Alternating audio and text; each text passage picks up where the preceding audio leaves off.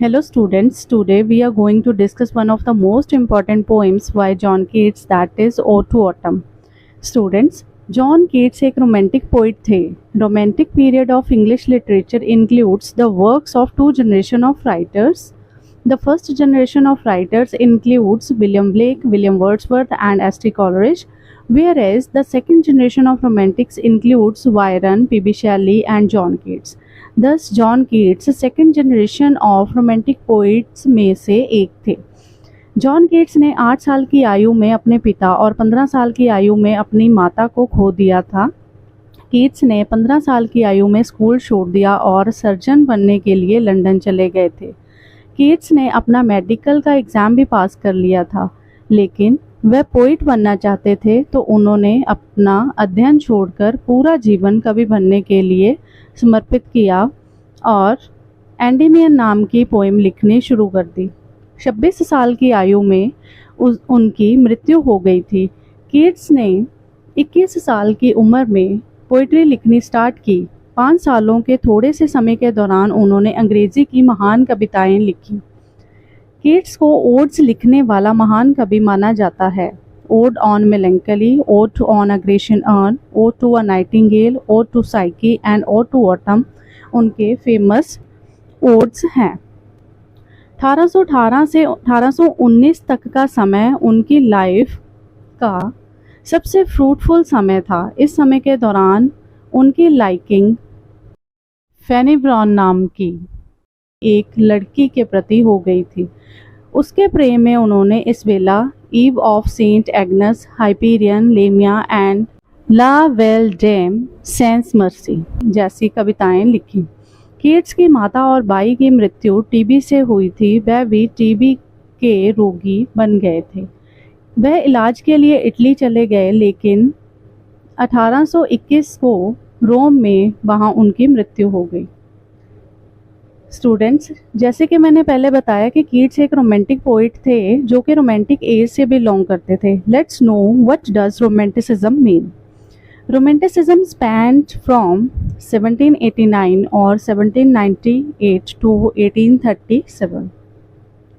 Romanticism enlightenment के against एक reaction था, जिसमें थॉट्स की बजाय फीलिंग्स के ऊपर फोकस किया गया.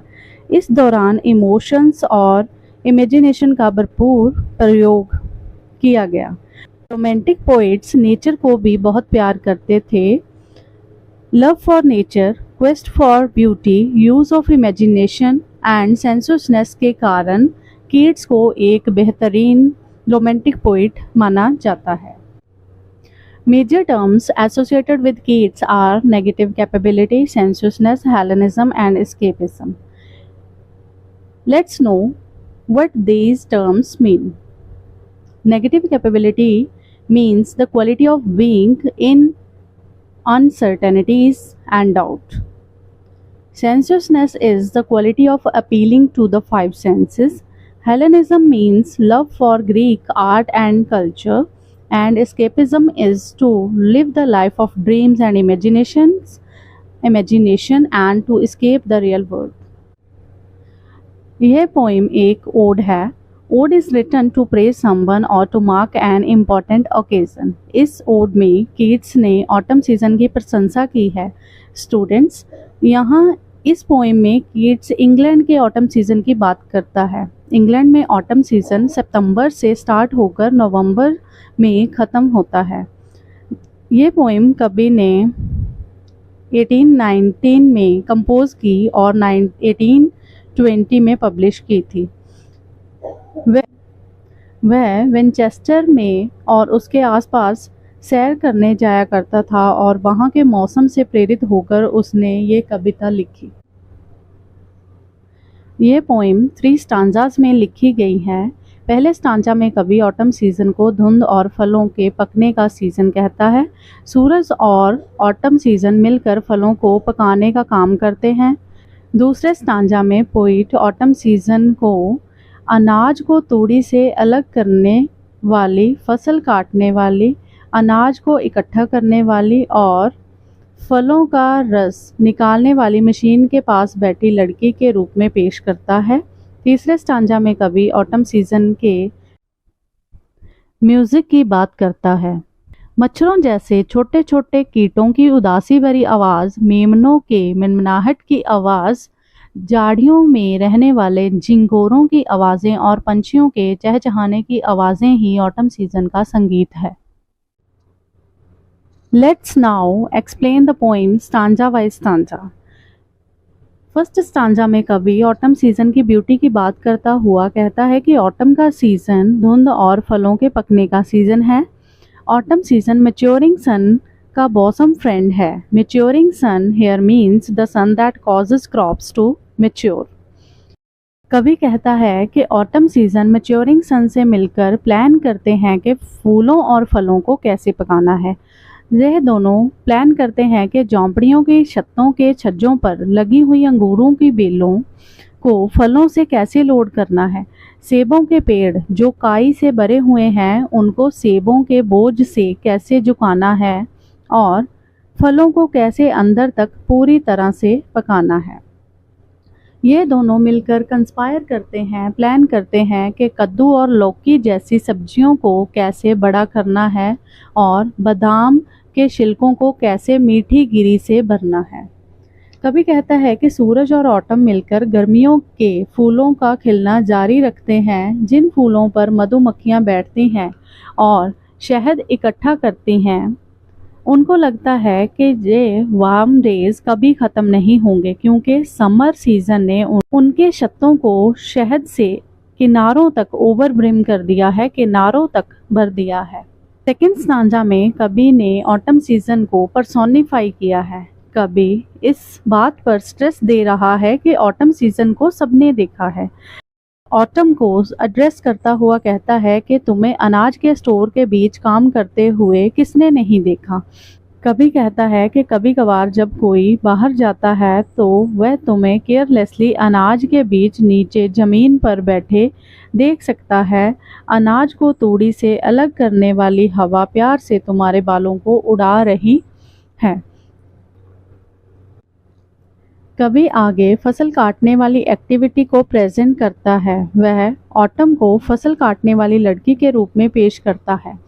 फसल काटने वाली लड़की फसल काटते काटते थक चुकी है और वह आधी कटी हुई फसल की क्यारियों के बीच में ही सो जाती है। अफीम के फूलों की सुगंध के कारण वह मदहोश हो जाती है। तब फसल का अगला भाग और उसके साथ लिपटे हुए फूल उसकी दातरी के प्रहार से बच जाते हैं। आगे कभी ऑटम सीजन को एज अ ग्लीनर मतलब अनाज इकट्ठा करने वाली लड़की के रूप में पेश करता है। कभी कहता है कि कभी तुम्हें अनाज की भरियों को अपने सर पर उठाते हुए बैलेंस बनाते हुए छोटे नालों को पार करते हुए देखा जा सकता है। आगे कभी ऑटम सीजन को रस निकालने वाली मशीन के पास बैठी हुई लड़की के रूप में पेश करता है, जो मशीन से निकलते हुए रस की बूंदों को घंटों तक बड़ी पेशेंस के साथ देखती है। Third stanza is full of sounds. इस स्टैंजा में कभी ऑटम सीजन के म्यूजिक की बात करता है। कभी पूछता है कि स्प्रिंग सीजन का संगीत कहाँ है। फिर कभी कहता है कि उसे स्प्रिंग सीजन के म्यूजिक के बारे में नहीं सोचना चाहिए क्योंकि ऑटम सीजन का अपना म्यूजिक है। बादल के छोटे छोटे टुकड़े दिन के खत्म होने के साथ साथ खत्म हो रहे हैं। यहाँ पर सॉफ्ट डाइंग डे का मतलब दिन के खत्म होने के साथ साथ अगले दिन की शुरुआत दी है। शाम के समय सूरज की रोशनी फसल कटने के बाद बचे हुए स्टम्प्स पर पड़ती है और गुलाबी रंग का खूबसूरत दृश्य बनाती है। कभी कहता है कि नदी के किनारे जो बड़े बड़े पेड़ अपने आप उग जाते हैं, उन पेड़ों से उठती हुई मच्छरों जैसे कीटों की उदासी भरी आवाज़ ऑटम सीजन में सुनाई देती है। उनकी आवाज़ हवा के साथ मध्यम और तेज होती है।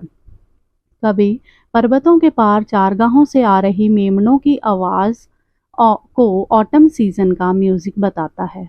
झाड़ियों में रहने वाले झींगे गीत गाते हुए सुनाई देते हैं। बगीचों से रोबिन नाम के पक्षी की आवाज़ें सुनाई देती है। बागों से पंछियों के चहचहाने की आवाज़ें और अबाबिलों के आसमान में एकत्रित होने पर चहचहाने की आवाज़ सुनाई देती है। अबाबिलों का आसमान में एकत्रित होना ऑटम सीजन के खत्म होने और विंटर सीजन के आगमन का प्रतीक है। कवि कहता है कि यह सभी सुंदर दृश्य और मधुर आवाज़ें स्प्रिंग सीजन के म्यूजिक की कमी को पूरा कर देती है। Analysis of the poem. Poem में ऑटम सीजन की प्रशंसा की गई है। ये बात रीडर्स को हैरान कर देती है कि ऑटम सीजन एक खुशी देने वाला सीजन है। असल में जॉन कीट्स ऑटम सीजन को बहुत ही पॉजिटिव मीनिंग के साथ पेश करता है, जिसे अधिकतर लोग ढलती उम्र और डेथ का सिंबल मानते हैं। Rhyme scheme of the poem is iambic pentameter. Each stanza of the poem follows AB, AB, C, D, E, D, C, C, E in first stanza, AB, AB, C, D, E, C, D, D, E in second stanza, AB, AB, C, D, E, C, D, D, E in third stanza. In each case, there is a couplet before the final line. Autumn साल का हिस्सा है, जैसे old age life का एक हिस्सा है। जैसे ऑटम के बाद विंटर आ जाती है, वैसे ही डेथ के बाद न्यू लाइफ आ जाएगी। लाइफ चलती ही जाएगी, यह डेथ के बिना कंटिन्यू नहीं हो सकती। Literary devices used in this poem. इस पोइम में कीट्स ने symbolism, apostrophe, alliteration, personification, simile, metaphor, imagery, hyperbole, onomatopoeia जैसी डिवाइसेस को यूज़ किया है। सिंबलिज्म में किसी भी आइडिया या क्वालिटी को दर्शाने के लिए सिंबल्स का यूज़ किया जाता है। इस पोइम में ऑटम फीमेल का सिंबल है और मैच्योरिंग सन मेल का सिंबल है। इसी तरह से गैदरिंग स्वेलोज ऑटम के ख़त्म होने का प्रतीक है। Alliteration is the repetition of particular speech sound. We can note sound s in the words like sees, summer, sell, seen, something. Apostrophe is a direct address either to an absent person or to non-human entity. In this poem, Keats has addressed to autumn season, that is a non-human entity. Personification. Poet has personified autumn season as a winnower, as a reaper, as a gleaner, and someone sitting by the cider pressure.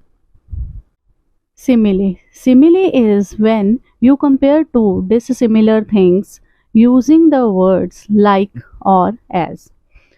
Keats has compared autumn season as a gleaner in this poem.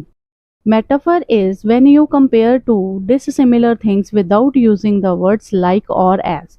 In this poem, poet has used close bosom friend and maturing sun, soft dying day as metaphors. Imagery. This poem is full of images. Keats has used imagery in order to describe autumn season and to make the thought vivid and clear. He tries to appeal to the senses by using different kinds of images. Hyperbole. Hyperbole is the exaggeration of words or statements for the purpose of emphasis. Poet has used hyperbole in this poem when he says a tree has so many apples that it vents while the gourds swell and hazel shells plums. Finally, Keats suggests that bees have a large number of flowers, and these flowers did not bud in summer but now in autumn. A rhetorical question is often asked to make a point, not to receive an answer. Third stanza of the poem starts with the rhetorical question when the poet asks, "Where are the songs of spring? Ah, where are they?" Onomatopoeia, the device, onomatopoeia, that is, use of words to describe the sounds made by animals, birds, people, etc., has been used in this poem. Words like winnowing wind, wailful choir, loud bleat, tremble soft whistling of redbreast, twitter are some examples of onomatopoeia in the poem. That's all about the poem. Kindly subscribe my channel, like the video and press the bell button to get all the notification. Thank you.